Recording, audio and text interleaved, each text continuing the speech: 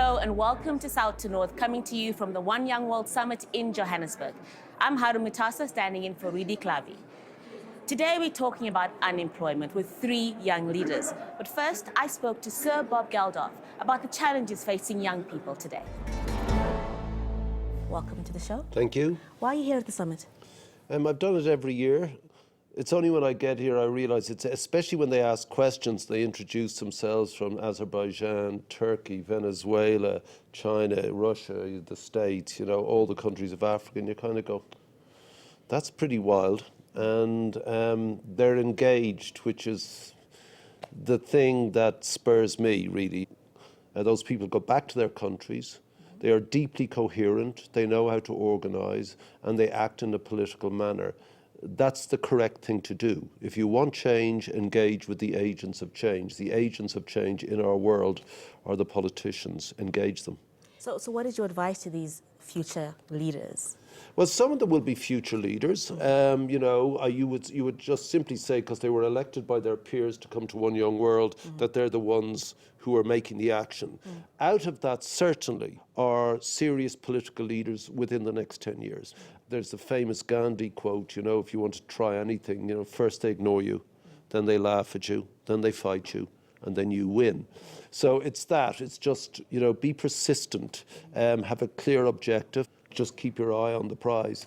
Bob, 1 out of 3 Africans can't get a job, or they won't be able to get a job. Do you think entrepreneurship is a solution to unemployment for young people? No, it's not. I mean, entrepreneurship is a part of the economic puzzle, but, few people are actually entrepreneurial. 2%, I think, are the figures. So jobs are the issue. And if you can create your own job and, as a result, create jobs for others, fantastic. Certainly in the developed economies, SMEs are the glue and the oil simultaneously of an economy. If an individual is prepared to put their lives, their homes, their families at stake for an idea that they have, that is phenomenal everyday heroism that is generally ignored. But were it not to happen, were it not to be funded by the banks as is happening today, then the economy will judder to a halt sooner rather than later. In my mind, this is Bob Geldof's, amateur economics, but in my mind, I can't see that is the focus. It's the middle income. It's not the big multi-global companies. It's not the mom and pop. It's somewhere in the middle that you need to get the traction in an economy to build scale. Where does technology come into all of this? Well, technology is a huge component of the modern economy. But we don't truly understand what exactly it's doing. The paradigm, as they say, has utterly shifted. There is no connection between the 21st century and the 20th century precisely because of this.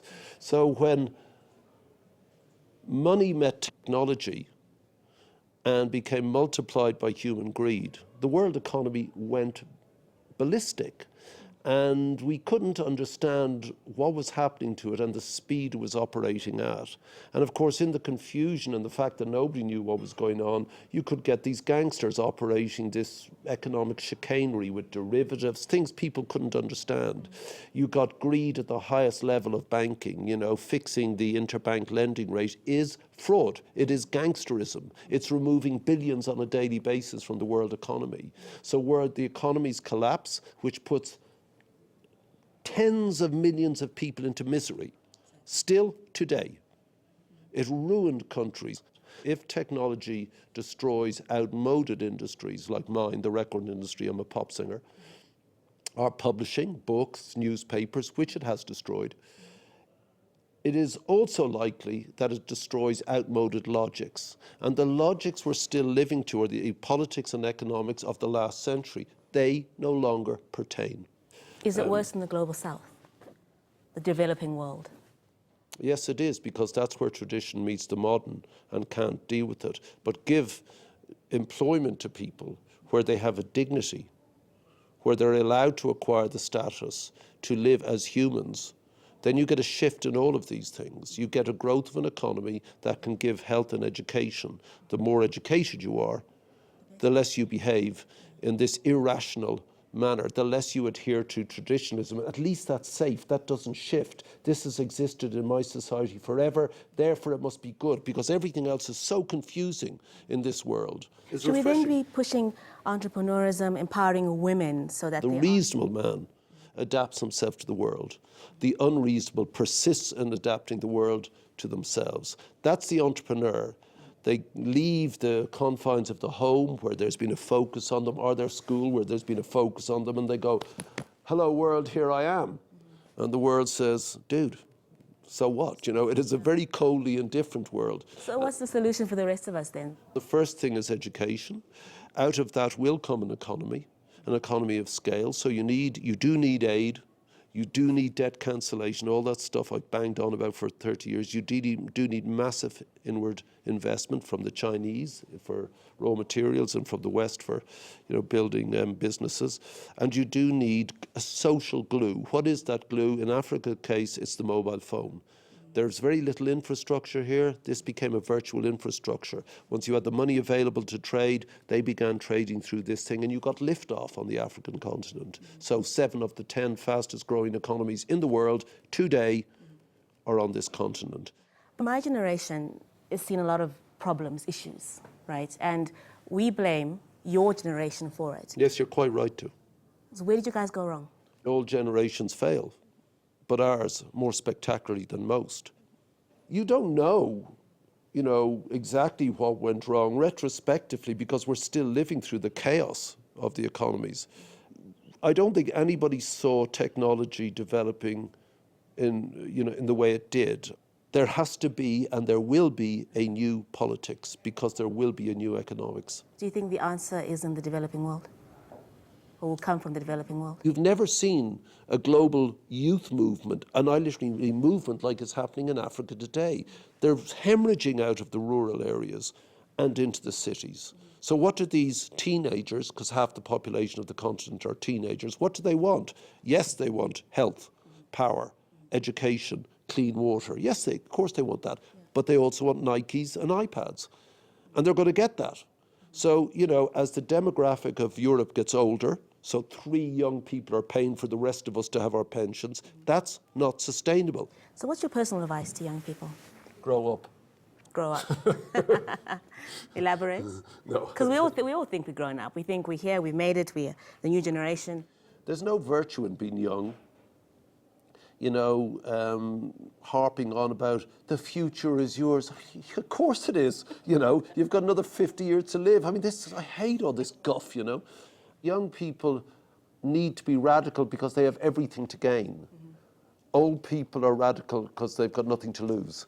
And so are you optimistic about the future then? No, of course not. I'm Isn't that a bit worrying then? I mean, if your generation thinks that your generation will fail as well, So why are we here? Why are we having these summits? Why are we You don't have a debating choice. about the future? You don't have a choice. You just try and ameliorate the future. You try and steer it in a way that you think is going to work. But if you seriously think you'll escape this century without horrendous wars, without awful plagues, without deadly famines, if you think you'll escape that, forget it. Climate change now has happened. There's no avoiding it now. So now you've got to offset the effects. And the poorest people, the most vulnerable, those who contributed least to this, will be affected most. They're the first. Some of those countries out there today, they won't even be here in 20 years if you come from the Pacific Islands because of what we've done. Be very careful. Because I have a feeling that wherever you look, there's a sense of unease. Name me a country where there isn't. One country where there isn't this sense of something. It's probably everywhere in the world. Bob, we have to leave it there. Thank you very much. Yeah, I don't want to depress everyone, But thank you very much for joining us. Thank you. Very insightful. Well, that was Sir Bob Geldof. Now let's meet 3 young leaders who will hopefully have a more optimistic view about their future. So did you know that half the people on this planet are under the age of 30? And here in Africa, we have the youngest population in the world. Of that, 60% are unemployed, a situation they share with countless other young people across the globe. So will this youth bulge be a liability or a force for good? Will we see more social upheaval? Or will young people take charge of their future, driving new wealth through entrepreneurship? In the studio, I have with me Ethiopian shoe entrepreneur Bethlehem Alemu, Yiwen Wu, manager of business development for Nokia, and Jeremy Lamry, who started his own company, Monkey Tie. Welcome to you all. Thank you. Bethlehem, I'll start with you. 73 million young people are unemployed around the world. Is this a realistic number or is it far worse? It seems like it's a realistic number, but it's about us to do something about it. For me, as Soul Rebels founder, we really push our young people to come into work. We give trainings every time, and most of the workers now, more than 140 young people working for Soul Rebels. Jeremy, is unemployment a problem in the developing world, or we're also seeing it in Europe, where you're from? We also see it in Europe. I mean, for sure, it's worse in developing countries. But for example, in France, we have 4 million people unemployed. And that's basically the number of young people that are unemployed every year, like the increase. So, but it's not that much about the number. I mean, as long as there will be young people unemployed, there will be a problem in the system. Yiwen, what's it like in China? What I understand is like the global economy of the country, and especially how large corporations operate somehow influence the employment rate there. China still developed quite quickly, but not so many countries enjoy such a development speed as China do. What do you think Ethiopia can do to get to where China is? But what we need in Africa is inspiration, and young people can come and stay home for a better job opportunities. That's what I think is the best way to go. So if we're seeing mass youth unemployment, is entrepreneurship the best way to deal with it? To me, it is the best way, but it doesn't suit anyone because not anyone wants to be a leader or gets to be a leader. And sometimes, like, to be a leader, you have to start as a follower. So you have to start as an employee with someone. So that's the tricky part. For me, I believe entrepreneurism is a direct way, but it may not be the best way. As mentioned, like everyone can be entrepreneur, but not everyone can be successful entrepreneur. Like what I see entrepreneurship can solve to youth unemployment is even as the startup is established by a very senior guy, but then they usually will hire young people. And the culture there will somehow inspire more young people to gain experience for the future. To start a business like yours, any business, you need capital, you need money. Isn't that a hindrance to that, to entrepreneurship? You see, that's the tricky part. Everybody's saying you need opportunity, you need money, you need this. What you need really is an idea. When I start my business, of course, I was in the box, right? So I have to think outside the box. People always put me in the box. If I don't have any support or help from somebody, I cannot accomplish anything. Actually, I cannot do anything because I am in Ethiopia, I'm in Africa. So to break that box, I have to think, what do I have here really? What's my talent and other people's talent? That's how I start my company. And then today, we're a global company. What are the ideal conditions needed to be able to set up your own business? I mean, realistically. There is one thing we shouldn't forget, is that creating a company is all about creating value for the society. And like trying to be an entrepreneur, to start something, just because you need a job is not the right solution. You first need to think which value I want to create for the society, which problem am I solving? And you, and I see you want to say something. What conditions do you think I need? Yeah, because I used to work in venture capital companies and more working in corporation. Like what we see, like a successful entrepreneur, the element first is they should have strong leaderships. For example, experienced and passionate entrepreneurs. And the second is funding. Funding can get from the government and also private investors. And the third one is technology or innovation. You want to come in? When you start something, you're solving a problem. First, most of the time, your own problem, and then others' problem. That's why it works. But it doesn't necessarily get to be global, because sometimes you're solving a local problem, and that's fine. Yeah, I agree with you. Like there are all kinds of startups in the world, but back to your original question, like, is it difficult for a startup to attract resources? Usually this kind of the startups aiming to grow will be quite easy to get financial resources. And if from solving the unemployment viewpoint, like I will personally feel these companies will have more potential to solve more people's more youth unemployment. Can one do business separate from politics? I say that because in some countries, if you aren't aligned to a certain politician or a certain way of thinking, you won't get the support or encouragement to set up your businesses. So can you succeed without being in favor with the government at the time? Yes, you can. Yes, you can. You don't need to be supported directly by the government. I mean, I'm really talking for for France, because, for instance, because that's the case I know. Generally, I think there are quite a lot of incentives to start a business, and these incentives may lack in some countries. Is it different for you? It's very different. If you don't have a proper infrastructure and a proper service and the proper policies to support entrepreneurs in Africa and in Ethiopia, it's gonna be really painful to be an entrepreneur. Sometimes it drains your energy because you have to fight everywhere, like in each and every step. So that's not friendly, really. So governments and policymakers have to really think about, because it's time for entrepreneurs, basically in Africa especially. So they have to think to support entrepreneurs, build a proper infrastructure for us, like logistics, telecom, bank, things like that. We need those. Once it's not gonna be enough, at least we can go forward. Do you think it's important for large companies to help small businesses, small entrepreneurs? Yes, I think because we are living in an ecosystem, not only like individual companies are compete with someone. So there are many ways actually large corporations can help the entrepreneurs.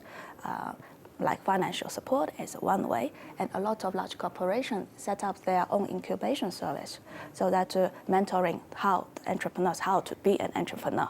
And the third one, I think, is more like shared resources. Bethlehem, what are your personal experiences in terms of starting up your own business? Before I start my company and after I start my company, because I was listening a lot of information about organization in Ethiopia and what they do for women, and I went there to talk to them to support me. And they deny me, not one time, 2 times, but 3 times. And the reason that they gave me is that one of the organizations said, it's really funny though, one of the organizations said after I put my proposal in their hand, they said they don't have enough fund to support me. The other organization says, I am too small to get supported from them because they're too big. And the other says, I am too big to get supported. Where shall I go? Shall I just quit what I'm doing and do whatever other people do? I said, no. You know what? I'm just gonna take myself out of the box.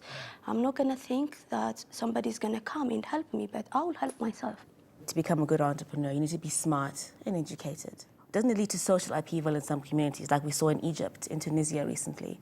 The more educated and smarter people are, young people, the more they tend to question things and uprise and go onto the streets. Is that a danger of that, do you think? I don't agree. You don't necessarily, it's easier when you have the education, when you have everything that's required, like to go into the banks to do this. But actually, once you have your vision, the main thing you need is resilience. Never give up. What do you think? Sometimes I see more educated people make a bad decision.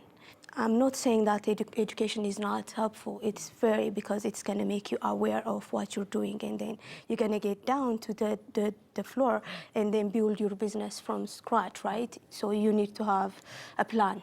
Even if we're in the same industry, sometimes companies led by educated people are closing up. Why? It's not because they don't know how to do it. It's because maybe they're not passionate about what they do. So one of the things is that we have to think is, are we passionate about what we're doing? Do we love what we're doing? You ask about the young generation in different places. It's not a danger what they're doing. I think that's the future of Africa. The more you ask a question, the more people are the more you demand, the more you get answer. That's the way to go.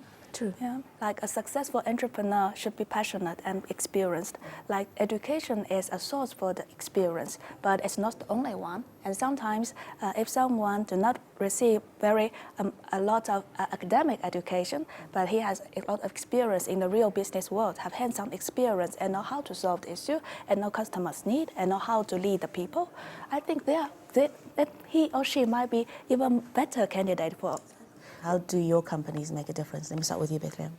It's by where you live, how you grow up, and then where is the physical company or what you do. It based on that, whatever you're hiring or recruiting.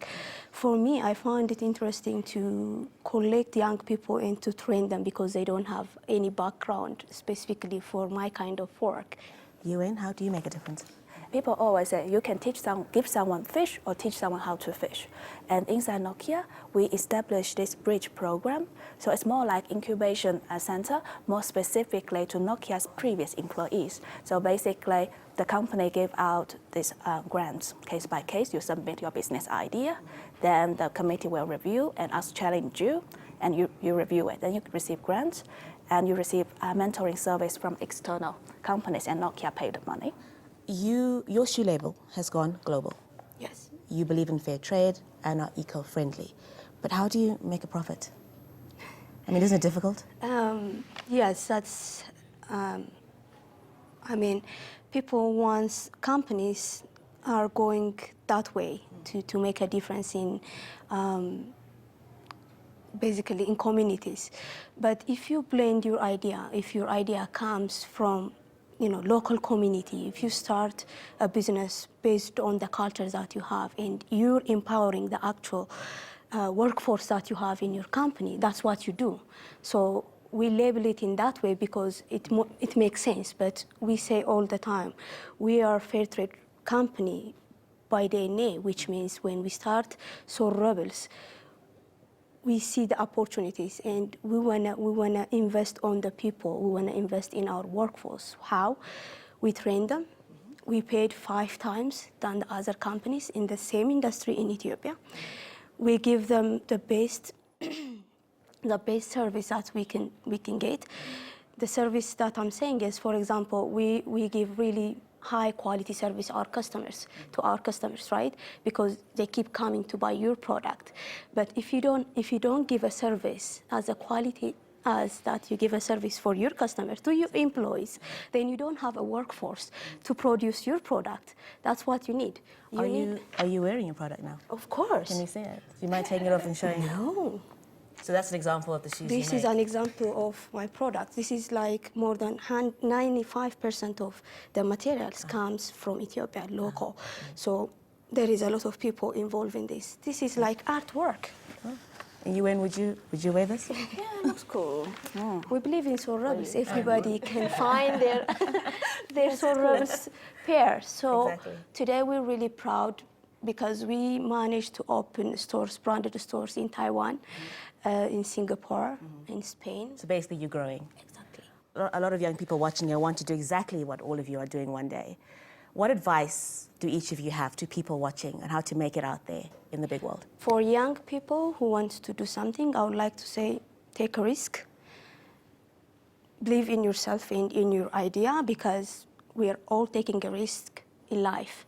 So I would say go for it. Go for it. Yeah. Yuen? I think study hard when you are in a university, gain experience from different environment. And when you are trying to seek for a work, do not be afraid. All the successful business person start from the young person. I always say like to the young people who work in the business world, it's like we need to take more responsibility to think about win-win solutions so that can balance the large corporation and small business, how do we develop together? So that more in that field. Thank you. Jeremy? I think it's about awareness. Young people, you need to become aware that you have the choice, either to start something or either to follow someone. But you have the choice. You do have the choice. Once you realize that, then you start empowering yourself, and it's the beginning of the process. Well, I feel inspired, and I think one day I'll start my own company, hopefully very soon, and I'll be coming to all of you for advice if you're willing to give it to me, that is. Bethlehem, Yuen, Jeremy, thank you very much for joining us on the show. And to you at home for watching, please tweet your questions, comments, and opinions at AJ South to North or find us on Facebook. Goodbye.